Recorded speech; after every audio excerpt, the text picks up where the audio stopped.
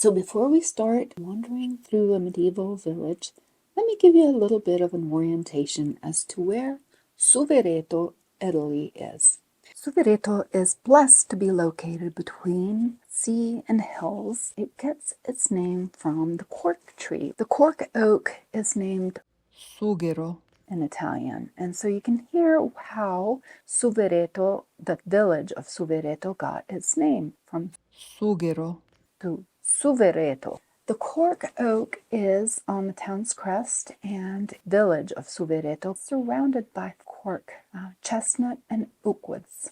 Suvereto is in the province of Livorno, or Leghorn, and it is in the region of Tuscany, and it is located 56 miles southwest of Florence and 37 miles southeast of Livorno. Now, this is a hillside village that has ancient walls, stone houses, cobblestone streets, and it was founded around the year 1000. So it is a beautiful example of a medieval village in the Italian Maremma region. Now, Maremma has a fascinating history. It started off as swampland, and as a matter of fact, there is an expression in Italy that you can say Maremma, or even worse is Maremma maiale, which is somewhat rude, and it would mean pig. Maiale means pig. And this is kind of a pejorative. So it was used because Maremma was originally swampland, which included wetlands and marshy swamps, which of course attracted those blood-sucking mosquitoes. This area provided the perfect breeding ground for mosquitoes, and malaria was everywhere. As a matter of fact, the word malaria comes from mal aria, which literally means bad air. It was a source of deadly diseases until it became drained and turned into a very fertile area. So let's take a live look with Martino, who is going to walk us around this medieval village. Buongiorno, buona gente. Oggi la vita sana mi ha portato a Suvereto per l'inizio di un trekking. Farò vedere questo borgo perché merita veramente. Allora vengo sempre volentieri a Suvereto perché c'è sempre un'aria viva, luminosa e carina. Questa è la piazza prima di entrare dentro le mura, la porta, ma un'occhiata a questa meravigliosa chiesa. The Chiesa di San Giusto Vescovo is one of the most important surviving Romanesque buildings in the province of Livorno. Meravigliosa chiesa di San Giusto del XII secolo, merita di farla.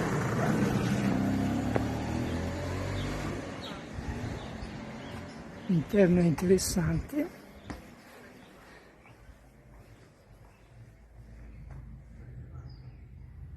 perché c'è tra l'altro questo fonte battesimale in pietra monolitica, pensate è stato fatto con un solo blocco di pietra. Molto bello, con dei mosaici in stile bizantino.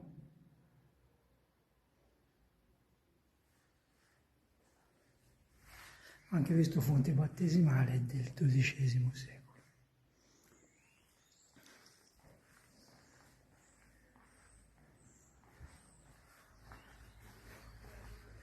All'uscita, qui sulla sinistra c'è una cosa curiosa.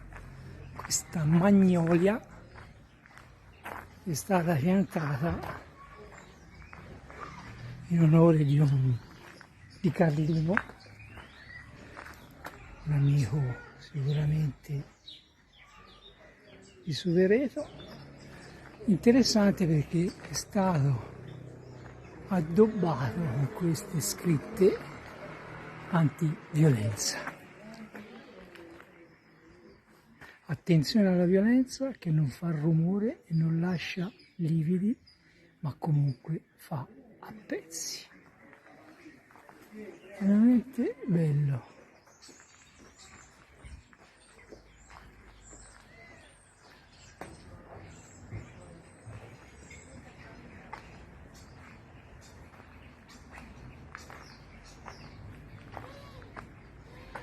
La violenza non è forza ma debolezza, né mai può essere creatrice di cosa alcuna, ma soltanto distrugge.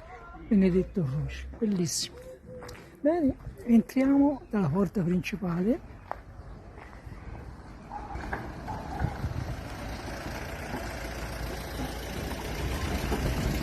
In uno dei borghi che è considerato tra i più belli d'Italia.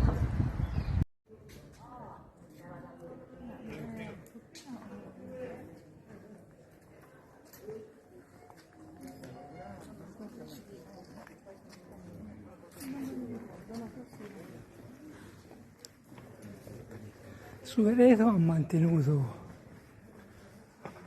la sua caratteristica medievale, è molto ben curato in pietra.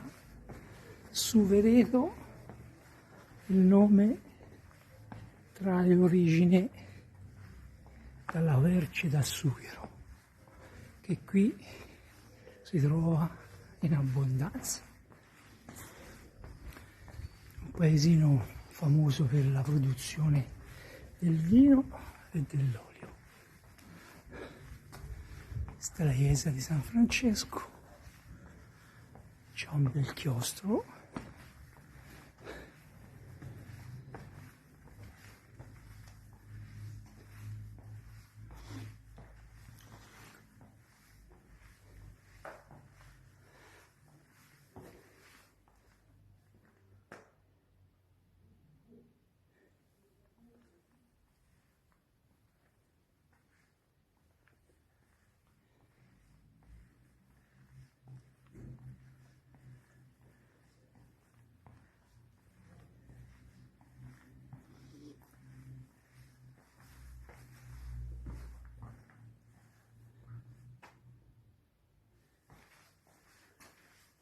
D'estate Suvereto si anima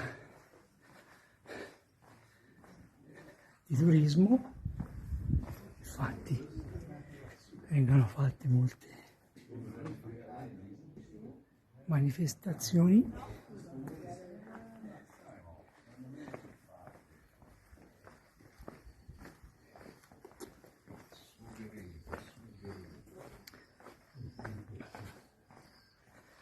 Si trova in una posizione molto bella perché alle pendici delle colline metallifere ed è vicinissima al mare. Situazione ideale per le vacanze.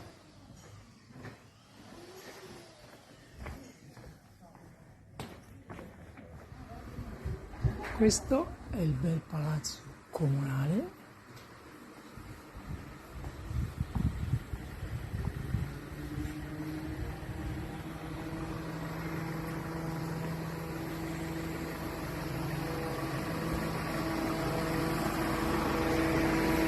Del XIII secolo.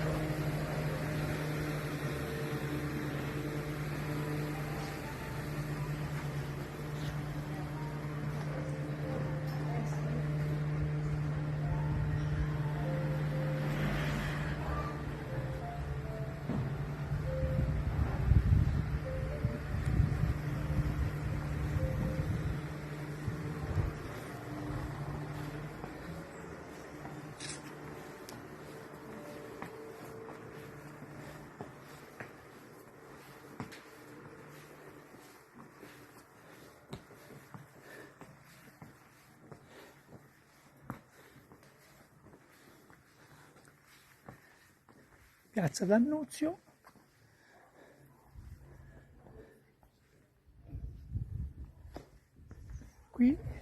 qualche anno fa ci ho visto un concerto dei miei amici della ditta Commossa Ringrazia, molto bello, mi ricordo suonavano progressive rock, quindi Pink Floyd, Deep Purple, Jethro Tull, molto bravi. Ora andiamo verso la Rocca.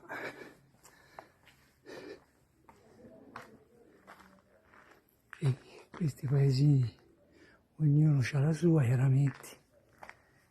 Era il punto più alto del paese, dove intorno venivano costruite le mura per chiaramente la difesa.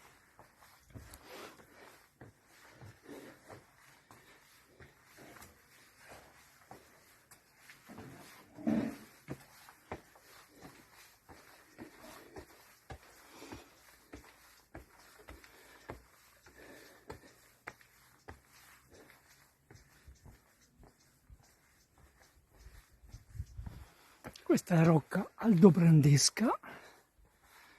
Gli aldobrandeschi è stata una famiglia molto importante in questo territorio.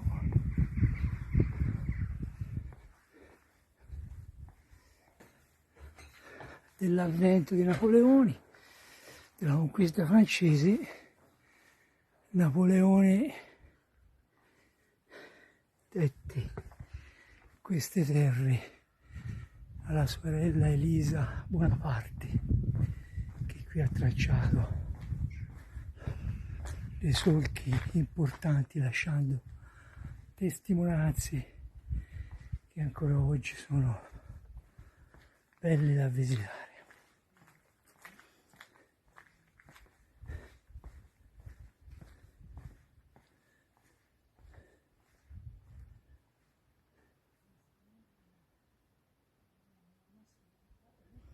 Suvereto, dicevo, è importante per la produzione del vino, viene chiamata anche la città del vino perché qui si produce il DOC della Val di Cornia, e dell'olio perché qui cresce una varietà di olivo molto importante che è il Lazzaro di Prata.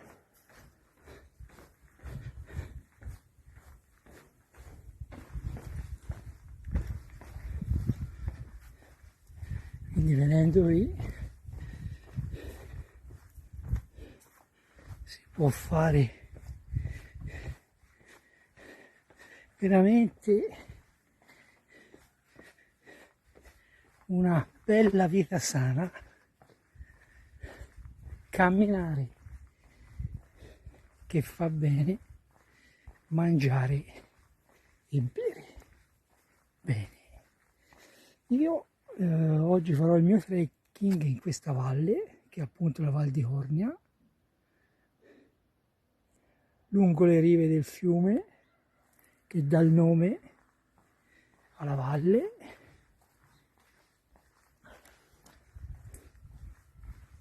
che nasce qui sopra nelle colline metallifere a Monterotondo e si butta laggiù, vedete, nel Golfo di Follonica. Allora, ho appena iniziato il cammino e vi faccio vedere un luogo storico che dal punto di vista naturalistico non è niente interessante. Per me conta, perché questa curva la vedete, ecco, in questa curva ci ho battuto la mia unica boccata con lo scooter.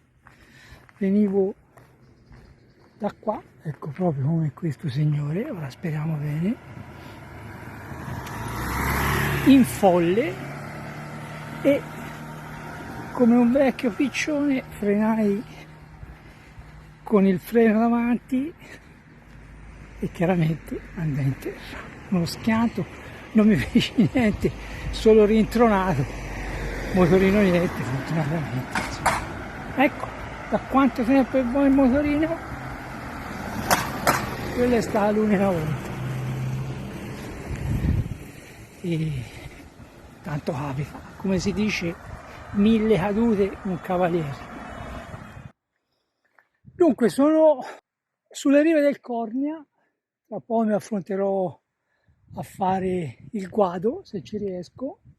Ho appena passato il borgo di Forni, quello là, ho fatto 7 km e mezzo e tra l'altro ho sbagliato il sentiero principale.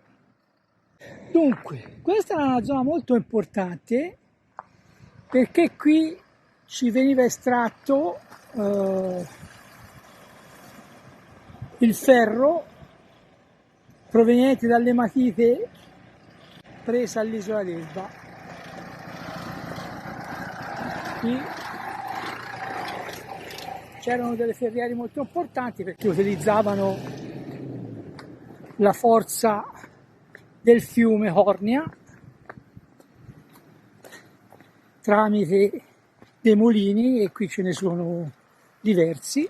Siamo, vi ricordo, in provincia di Livorno e questo è il Cornia. Ora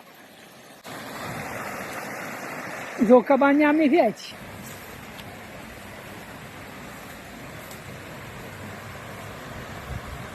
Bel posto, comunque.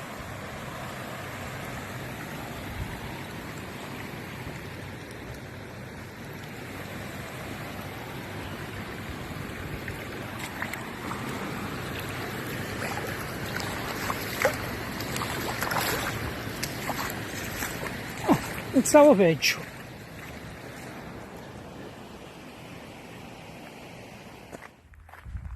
Allora, sono quasi arrivato alla fine di questa mia immersione nella vita sana di oggi. Ho fatto, alla fine poi farò circa 17 km, 17-18 km. È stato un bel cammino in questa bella natura, sicuramente sano, tranquillo. Ce l'ho fatta a perdere il sentiero un paio di volte, ma d'altronde se non abbiamo il coraggio di perdersi non possiamo mai ritrovarci, come diceva il buon Tiziano Terzano. Quindi sono molto felice, anzi contento. E siccome sono in vena di citazioni, concludo, sono contento perché nessuno mi comanda e perché non comando nessuno. Vita sana.